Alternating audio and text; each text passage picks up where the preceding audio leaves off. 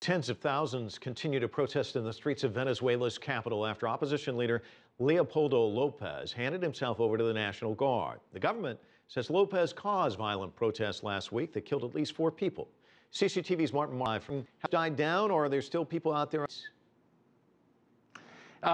Well, it depends on what area. In the Altamira neighborhood of Caracas, they have not died down. They're continuing. But we just got a report that at least 5 people were shot at an opposition protest of Valencia, which is about 2 hours from here. We just heard it about 45 minutes ago, and we're still monitoring the story.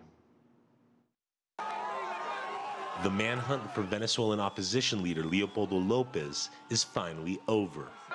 He is accused by President Nicolas Maduro of instigating violence at last week's student demonstrations that left at least 4 people dead.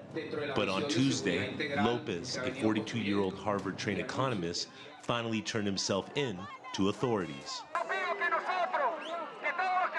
Brothers, I ask that everyone here and every Venezuelan who wants change, that we instruct us, gather ourselves, organize ourselves, and hold nonviolent protests.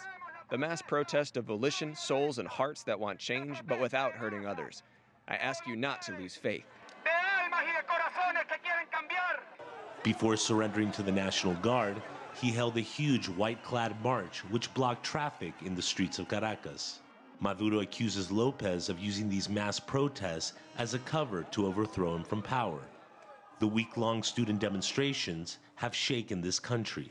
Protests started with crowds angered by the country's record inflation and soaring crime rates. Now, they are demanding Maduro's resignation. Venezuela is waking up. We've had enough of this insecurity, so much repression on the part of the state's public authorities. We're tired of it.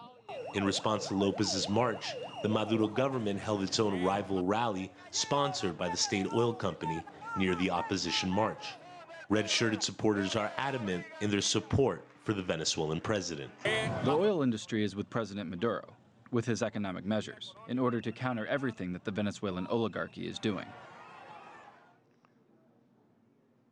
After Lopez's arrest, opposition protesters marched across Caracas to demonstrate against Lopez's detention.